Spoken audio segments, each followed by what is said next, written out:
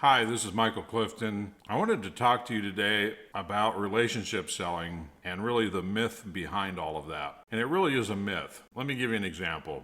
The second you quit being the best deal for your customer base, they'll drop you like a ton of bricks, regardless of how many lunches you paid for or birthdays you've remembered. Understand, every business we ever consulted tells us the exact same thing about their sales force. They say that their industry is different from all of the others, and the only effective way for their salespeople to sell is to build buddy-buddy relationships with their prospects and customers. We hear it from printers, bankers, jewelers, accountants, industrial equipment manufacturers, office equipment distributors, pretty much everybody who sells something, okay?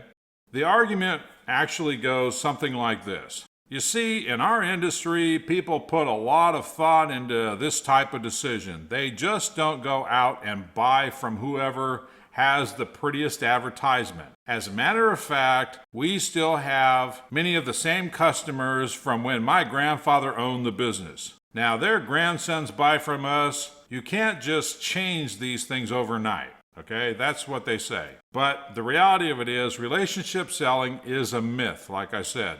And like all myths, there are certain elements of truth to it. Yes, it is true that your customers should like you. Yes, it is true that you can't necessarily influence big buying decisions overnight. But let's get one thing perfectly clear. Your customers buy from you for one reason and one reason only. They believe that you have the best overall value or deal, right?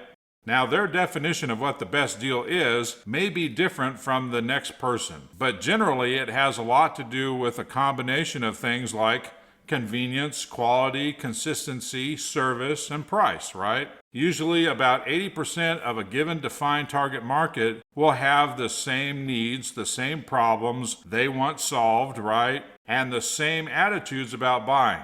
If you can solve their problems in a cost-effective way, then getting their business is just a matter of staying in front of their face long enough to let them know that you have the answer they need, right? So here's the thing.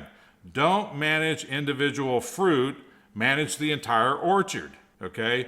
That's the problem that lots of salespeople make in this economy, is they're so hyper-focused on individual pieces of fruit and trying to make that relationship with that piece of fruit. There's lots of ways of building relationships, and it doesn't have to be hyper-focused on any one individual, okay? The fruit tree is a useful sales analogy.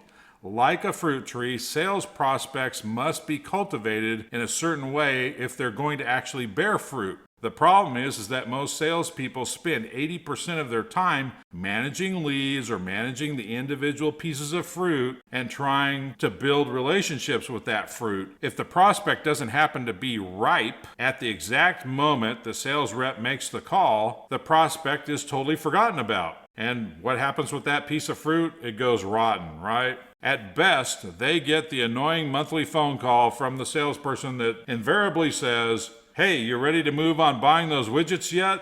See, through the Power Profit Code, we're going to show you how to spend your prospecting efforts on the entire orchard. That way you provide the orchard with enough light, water, and nutrients, and over time it'll actually bear fruit for you. As that fruit comes ripe, you go out and pick those ripe pieces of fruit off the trees. You provide your entire defined target market of prospects with information, education, and knowledge until it becomes totally self-evident to all of them that you are the only logical choice when it comes to buying what it is that you sell. That way, by the time the prospect figures out that you are the best deal, they don't really care who you are. They only care about what you have to offer. When you finally sit down face to face, it will be to discuss the details of the sale, not to persuade them to do anything about buying what you offer.